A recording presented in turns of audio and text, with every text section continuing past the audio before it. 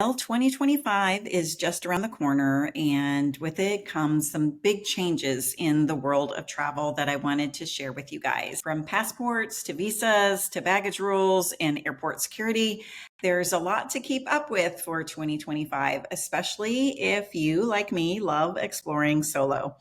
So today I'm breaking down the most important updates you need to know to make your 2025 travel plan smooth and stress-free. Let's dive in. The first thing I want to talk about is Real ID. Enforcement of Real ID was supposed to happen a few years ago, but because of the pandemic, it got pushed off and we've had years of delay. Now in 2025, the US might finally enforce Real ID requirements starting May 7th, 2025. Now, I'm saying might because not all states are ready yet, and there's even talk of pushing that deadline again to 2027. But for now, if you don't have Real ID by May 2025, don't panic. You can still use a passport or a global entry card when you're traveling. If you're planning on sticking with your passport as your backup, keep listening because next I'm giving you some good news on renewals for passports. Exciting news for US travelers. Renewing your passport just got a whole lot easier. The State Department's online passport renewal system is now live, making the process fully digital so that it's more convenient than ever. Here's how it works. You'll create an account on the State Department's website. Then you're going to enter your old passport details and upload a digital photo directly from your phone. Just ensure that it's not a selfie. It has to have a white background and it has to be recent. So there's no need to mail in forms, checks, or visit a photo center. Everything can be done online. Payment has also been streamlined, which allows you to check out with a debit or a credit card.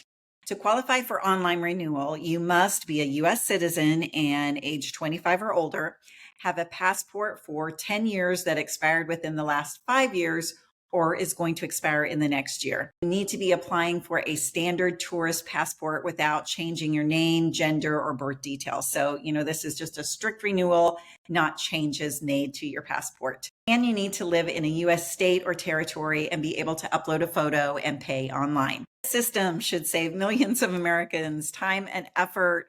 No more running to the post office or trying to track down getting a photo. So you can renew your passports from the comfort of your home. One big heads up though, once you submit your online application, your current passport is going to become invalid. So plan ahead if you've got an upcoming trip and make sure that you're not renewing right before that trip and then you have an invalid passport. Remember, whether online or in person, always give yourself extra time for renewals because, backlogs happen. Next, I want to talk about European travel. If you're planning a trip to Europe or the UK this year, travelers from many countries, including the United States, Canada, and Australia, will soon face additional requirements for entry into EU nations and the UK. These measures are aimed to enhance their border security and streamline the entry process. The European Travel Information and Authorization System, ETIAS, that's an upcoming entry requirement for many travelers visiting the Schengen area countries without a visa.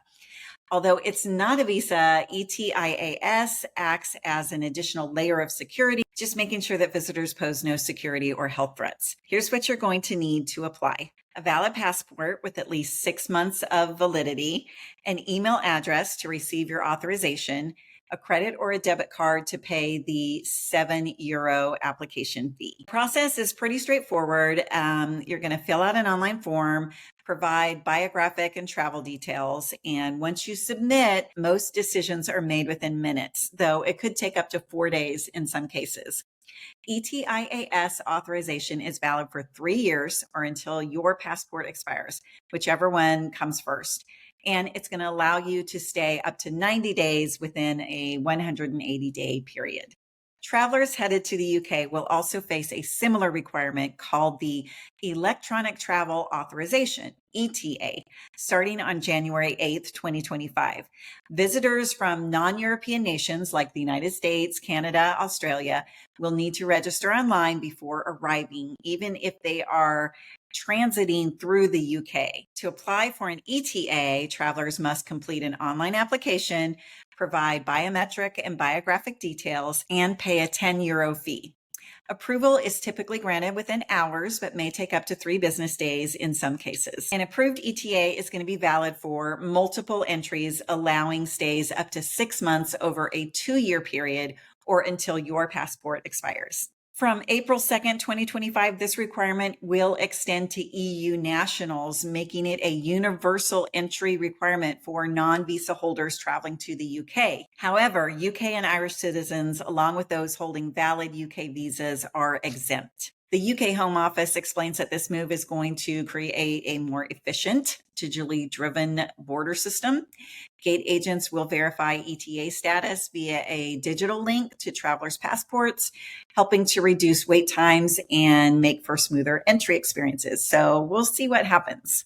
Both these requirements, the ETIAS and the ETA, are showing a shift towards more digitized and streamlined border control systems. If you're planning a trip to Europe or the UK, make sure to check the requirements well in advance to avoid any delays beginning in 2025.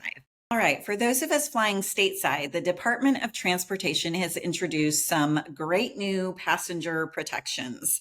If your flight is canceled or delayed, you're entitled to a no-hassle refund or a voucher that is valid for 5 years. If you lost checked baggage, airlines must refund your baggage fees within 12 to 30 hours. Oh, and families with kids under 13 are guaranteed free seating together. Those are some good changes for 2025 for travelers. That's what I've got for you today. Just a quick guide to the 2025 travel changes, whether it's updating your ID, renewing your passport, or staying on top of EU travel requirements. A little preparation now is going to save you some big headaches later. I'd love to know what you think about these new travel changes. And if you did find this helpful, please don't forget to like and subscribe. It helps my channel so much. And please share it with your fellow travel buddies in case they need this information. Thanks for watching and safe travels.